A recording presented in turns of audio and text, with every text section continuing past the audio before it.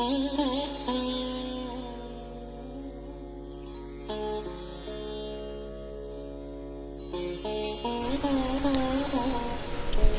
پښتو ژبې د شعر او ادب ګرانو مینوالو، السلام علیکم ورحمت الله وبرکاتو. اجازه راکړئ چې بیا هم بعد له ډېرې مودې نه خپل یو قطعه نظم ستاسې درانه حضور ته تقدیم کړم. هیله ده چې ستاسې د خوښۍ او قبول وړ وګرځېدلی شي. د شعر عنوان دی تیره دا دنیا ده.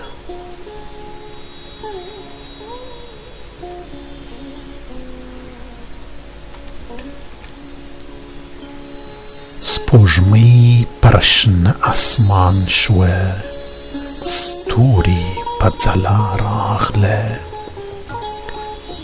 سپوږمۍ پر شنه اسمان شوه، ستوري په ځلا راغله. شمع په محفل کې په ژړا شوه، پتنګان په نڅا راغله. شمع په محفل کې په ژړا شوه، پتنګان په نڅا راغله. خندا شوه، ګیلې شوې هم ژړا شوه، چې لر او بر نه یاران راغله.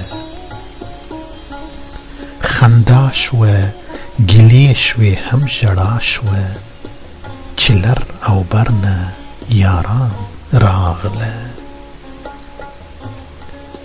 نغمې شوې، شعرونه افسانه شوه، منګی رباب او هم شپېلۍ په فریاد راغله. نغمې شوې، شعرونه افسانه شوه، منګی رباب او هم شپېلۍ په فریاد راغله. ساقي هم را پیدا شوه، په شور او شرنګ جامونه راغله. ساقي هم را پیدا شوه، په شور او شرنګ جامونه راغله. خو څښلې ملا نه وه، عجب نشه سرو کې راغله. خو څښلې ملا نه وه، عجب نشه سرو کې راغله. بیا یې جوړ کړلو بالښت د تورو زلفو، خو لا پرې ایښی مې سر نه و. درانه خوبونه د اشنا خیال سره راغله. بیا یې جوړ کړلو بالښت د تورو زلفو، خو لا پرې ایښی مې سر نه و. درانه خوبونه د اشنا خیال سره راغله. ویده شوی لا سم نه وم، اذانونه د سهار مې تر غوږ راغله. ویده شوی لا سم نه وم، اذانونه د سهار مې تر غوږ راغله. عجب شپه وه، عجب ژر مې بیا سبا شوه. آرمانونه مې کم نه شوه، نور لا نور مې پر زړه راغله. عجب شپه وه، عجب ژر مې بیا سبا شوه.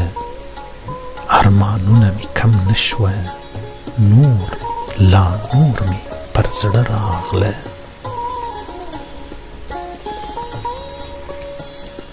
دا خوب او خیال و که جنون و پیره راته وایه، د ژوند د پیدایشت بقا او هم فنا سوالونه ډېر مې زړه کې راغله. دا خوب او خیال و که جنون و پیره راته وایه، د ژوند د پیدایشت بقا او هم فنا سوالونه ډېر مې زړه کې راغله. پیر ویل دا نه خوب نه خیال او نه جنون و، درس ترې واخله ای نیکزاده. دا یوه شپه دي د ټول ژوند د تیریدو په مثال راغله.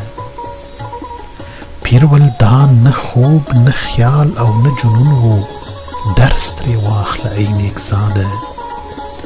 دا یوه شپه دي د ټول ژوند د تیریدو په مثال راغله. دا دنیا تیره پر ګدا هم پر پادشاه شوه. ګدایان د کوچنیو، پادشاهان د لویو ارمانو سره ولاړه. دا دنیا تیره پر ګدا هم پر پادشاه شوه. ګدایان د کوچنیو، پادشاهان د لویو ارمانو سره ولاړه. ستاسې د توجه نه یو جهان مننه.